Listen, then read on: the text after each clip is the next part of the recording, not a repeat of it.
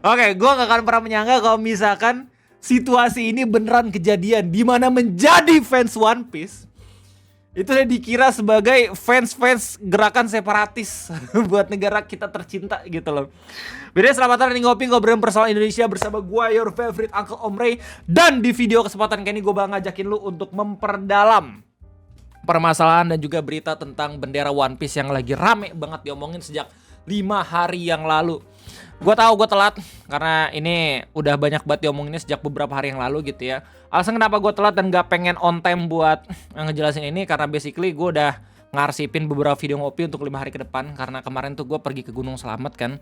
Jadi mau gak mau gue harus ngarsipin dulu biar seenggaknya gue tenang, tapi ngopi tetap bisa diupload gitu ya tiap hari. Dan ketika gue di puncak Gunung Slamet, gue bahkan ngeliat ada orang yang ngibarin bendera One Piece. Ya, di video ngopi kesempatan kali ini gue bakal ngasih lu tentang gimana kelanjutan dari permasalahan bendera One Piece. Sekarang apakah udah diperbolehkan untuk kagak? Men, kalau misalnya lihat dari berita terbarunya, bahkan presiden turun tangan gitu ya, ngasih tanggapan kalau misalkan katanya lu ngibarin bendera udah nggak apa-apa. Ya, di sini banyak banget berita-berita yang ngabarin kayak Prabowo tak masalahkan soal pengibaran bendera One Piece, Presiden Prabowo One Piece dan harapan generasi muda, alasan Prabowo tak masalah dengan bendera One Piece, sikap lembut Prabowo respon pengibaran bendera One Piece jelang 17 Agustusan dan segala macam. Tapi emang ada tanggapan tambahan gitu ya dari bawahannya Pak Prabowo. Nah, ini saking ramenya bahkan fanbase One Piece di luar negeri pun udah pada tahu gitu ya. Yang bikin gue kagetnya adalah akun Twitter Peo yang biasanya ngasih spoiler gitu ya, ngebahas tentang bagaimana Easter egg dari setiap chapter terbaru di One Piece, itu langsung ngeberitain kalau misalkan di negara kita itu udah rame banget, banyak yang ngibarin bendera One Piece gitu. Some Indonesian citizens have started raising the Straw Pirates flag as a symbol of protest against current government condition, and the official government are considering it an act of rebellion and thinks the flag is a threat. Ini saking ramenya, bahkan kayak akun-akun fanbase Oda Sensei gitu ya. Ini bukan Oda Sensei yang ngasih tanggapan langsung, tapi akun fanbase yang seolah-olah seperti Oda gitu ya, menanggapi dan juga nge-share tentang berita ini. Yang lucunya adalah ada media massa yang menganggap kalau misalkan itu Oda Sensei sendiri yang ngasih tanggapan. Padahal itu cuman akun fanbase yang emang seolah-olah itu seperti Oda Sensei, padahal bukan gitu. Fail lagi kan beberapa informasi-informasi yang nggak bisa di cross check dulu, terus pada akhirnya langsung diberitain padahal itu harusnya di cross check ulang ya. Sekarang beritanya udah nggak ada by the way. Terus habis itu bahkan di 9gag pun itu diberitain, dan orang-orang bahkan di TikTok udah rame banget ngebahas tentang fenomena bendera One Piece ini, orang-orang di luar negeri terutama gitu ya. Nah, ketika gue lihat beberapa video-video di YouTube gitu yang ngejelasin tentang bendera One Piece ini, banyak banget yang fail tentang bagaimana awal mula ini terjadi.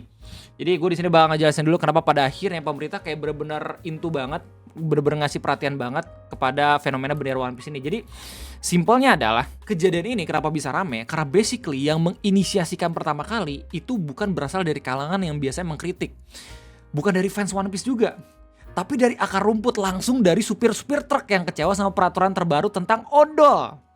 Lu bisa cek beberapa bulan sebelumnya gitu ada berita-berita kalau misalnya supir truk itu banyak banget yang mogok kerja dan segala macam, bahkan menghalangi beberapa jalan gitu ya. Nah, itu yang menginisiasikan pada akhirnya mereka mengekspresikan kalau misalkan mereka kecewa sama peraturan terbaru sampai pada akhirnya mengibarkan bendera One Piece.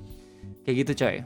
Jadi kalau misalnya dibandingin sama permasalahan Indonesia biru, Indonesia gelap, kan kita bisa tahu tuh orang-orang yang terkenal siapa aja, Om Ferry, terus Budi Bukan Intel, bareng warga dan lain-lain gitu ya. Tapi kalau misalnya ini langsung nyentuh ke akar rumput, langsung ke supir-supir truk, yang mana kalau misalnya ngomongin soal truk gitu ya, bendera One Piece itu kan langsung bisa kelihatan sama banyak banget orang. Truk itu kan bergerak ya, nggak yang diem di satu tempat doang. Otomatis setiap kali dia jalan di tol, di jalan raya, orang-orang tuh pasti langsung pada ngelihat itu bendera. Mungkin sebagian berpikir kayak anjir super truk pada jadi wibu atau gimana gitu. Ternyata setelah lama-kelamaan kita tahu kalau misalnya itu mungkin bentuk kekecewaan.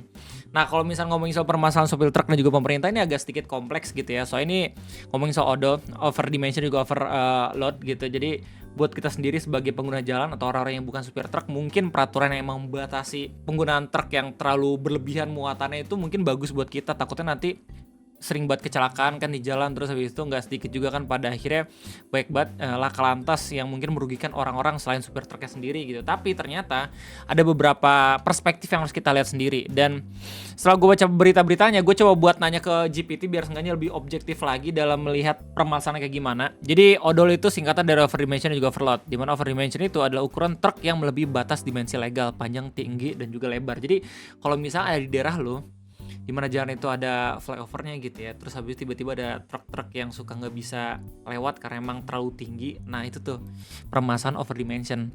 Kalau misalnya overload, muatan truk yang melebihi kapasitas maksimal yang diizinkan. Nah kalau misalnya emang pernah lihat beberapa video-video ada truk yang kalau misalnya belok dikit tuh langsung oleng, nah itu termasuk akibat dari overload. Di mana pemerintah Indonesia melalui Kementerian PUPR melarang truk odol karena dianggap merusak jalan, membahayakan keselamatan dan menyebabkan kecelakaan. Di mana mulai 1 Januari 2023 diberlakukan penindakan tegas, dan mulai 19 Juni 2025 larangan odol diperketat di beberapa jalur dan sektor di mana truk yang melanggar bisa ditilang, ditahan atau dipaksa bongkar muatan. Nah, peraturan ini dianggap teoritis sama beberapa supir truk dan gak terlalu praktikal peraturannya, soalnya ini juga merugikan supir yang sebenarnya supir ini gak yang bertanggung jawab banget gitu, padahal dari pihak pabriknya sendiri yang emang memperbolehkan dalam memodifikasi muatannya gitu. Nah masalah utamanya kalau misalnya berdasarkan ringkasan dari GPT, itu truk sudah dimodifikasi sejak awal oleh perusahaan, tadi udah gue kasih tahu. Banyak truk odol dibeli dari pabrik atau karoseri dalam kondisi sudah overdimensi atas perintah pengusaha atau pemilik barang, dan supir hanya menjalankan perintah dan tidak punya kuasa mengubah dimensi. Beban ditanggung supir, di mana untung untuk pengusaha. Supir tidak punya kuasa tawar. Jika tidak mau bawa muatan berlebihan, mereka bisa dipecat atau tidak diberi muatan. Nah ini problemnya. Jika ditilang, supir yang kena denda bukan pemilik barang, dan tak ada solusi nyata dari pemerintah. Ini problem yang paling utamanya. Banyak supir menilai kebijakan ini teoritis dan tak berpihak pada pekerja lapangan, di mana tidak ada bantuan konkret seperti subsidi peremajaan truk, revisi sistem distribusi logistik, atau pelatihan ulang. Terus kemudian yang diinginkan supir truk kayak berdasarkan ringkasan dari GPT itu penundaan atau revisi larangan odol, tanggung jawab tidak hanya pada supir gitu ya, tapi pada pengusaha juga, kebijakan yang adil dan solutif, di mana solusi seperti jalur khusus truk odol, insentif konversi truk legal, atau pengaturan ulang sistem logistik agar tidak merugikan supir, dan yang terakhir, itu yang paling penting, dialog langsung dengan pemerintah, di mana supir ingin ada ruang dialog antara mereka, pengusaha dan pemerintah, bukan hanya keputusan sepihak dari atas. Biasanya kalau misalnya emang di sistem demokrasi ini ada partai oposisi, mereka bisa nge-backup, mereka bisa coba buat langsung ajuin ke parlemen. Cuman kalau sekarang kan karena emang bahkan PDIP sendiri udah kerjasama gitu, udah mungkin sedikit demi sedikit berkoalisi, jadi ya langsung yang emang coba buat pengen dialognya ya si perwakilan dari pekerja ini gitu loh. Mengapa ini isu jadi besar sekarang? Pertanggal 19 Juli diperketat dan supir truk mulai mogok massal di berbagai kota. Mungkin sebelum adanya isu pengibaran bendera One Piece ini, beberapa bulan yang lalu udah sempat ngeliat juga video-video supir truk itu pada mogok dan juga ngeblokade jalan.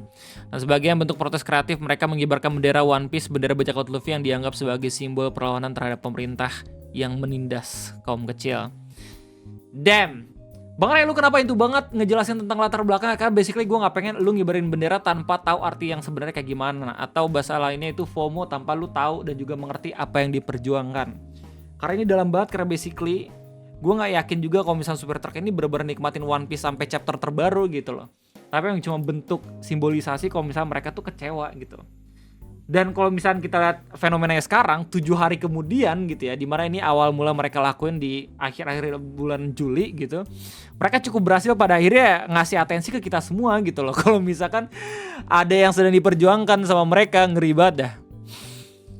Semua media sosial ngeberitain ini men. Apalagi dengan pada akhirnya muncul kebijakan baru kayak misalnya PPATK yang blokir rekening, yang makin menggaungkan bendera One Piece lagi, sampai gak cuma super truck doang yang ngelakuin, tapi juga beberapa kalangan-kalangan lain.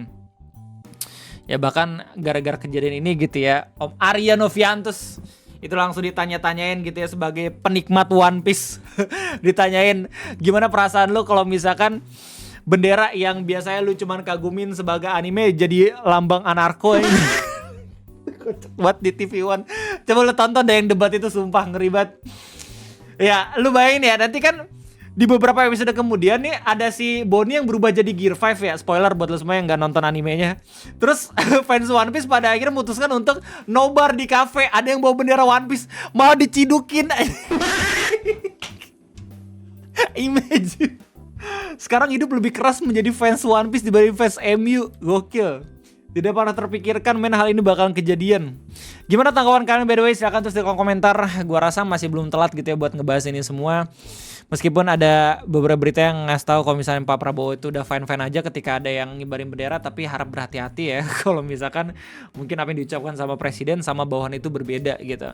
Nah kalau misalnya secara hukum lu bisa langsung cek aja berita di Tempo kisruh bendera One Piece menengok ketentuan UU pengibaran bendera negara. Yang penting lu kagak memodifikasi bendera merah putih pakai Jolly Roger itu yang berbahaya, lu pasti langsung diciduk karena emang ngerusak lambang negara gitu. Tapi kalau misalkan pada akhirnya ngibarin bendera terus habis itu di atasnya masih ada bendera merah putih yang emang lebih besar gitu ya. Kalau misalnya menurut berita ini sih katanya nggak apa-apa. Bahkan dari perspektif dosen hukum tata negara Universitas Mula Warman ya, Pak Herdiansyah Hamzah, beliau menjelaskan kalau misalnya tidak ada landasan hukum yang melarang warga mengibarkan bendera bajak laut dari serial One Piece. Di mana pengibaran bendera bergambar Jolly Roger itu diperbolehkan jika posisi lebih tinggi dari bendera merah putih. Di mana ini menurut ketentuan pengibaran bendera merah putih tercantum dalam Undang-Undang Nomor 24 Tahun 2009 tentang bendera, bahasa dan lambang negara serta lagu kebangsaan Indonesia. Di mana pengibaran bendera itu tidak dilarang selama tidak lebih tinggi atau lebih besar dari bendera merah putih. Dalam banyak kasus posisi bendera One Piece tetap berada di bawah merah putih. Saya Undang-Undang Herdiansyah menambahkan bahwa tidak ada aturan hukum maupun putusan pengadilan yang melarang pengibaran bendera One Piece. Saya itu simbol tersebut juga tidak mewakili negara lain atau organisasi yang dilarang.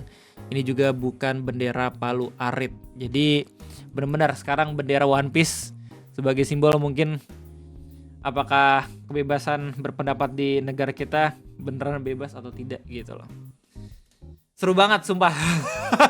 Sebagai fans One Piece sendiri gitu ya, gue ngeliat fenomena ini tuh kayak anjir, anime yang gue tonton jadi bentuk ekspresi sebagai sesuatu yang memperlihatkan rasa kekecewaan. Gila. Terus filosofisnya tuh mirip-mirip lagi ya. Ya tergantung sih nanti kalau misalnya emang negara kita tuh kondisinya kayak gimana gitu ya. Amit-amit Jabang baik kalau misalkan lama-kelamaan mirip seperti yang digambarkan sama Oda Sensei tentang kerajaan-kerajaan korup atau bahkan pemerintah dunia gitu di sana. Jadi sekali lagi itu aja mungkin ya gue. Terima kasih banyak. Jangan lupa buat berkomentar, menanggapi. Kalau misalnya ada salah dari informasi yang emang gue ucapkan, silahkan koreksi gue di kolom komentar. Oke, sekali lagi terima kasih banyak. Sampai jumpa lagi di next video ngopi. Bye-bye.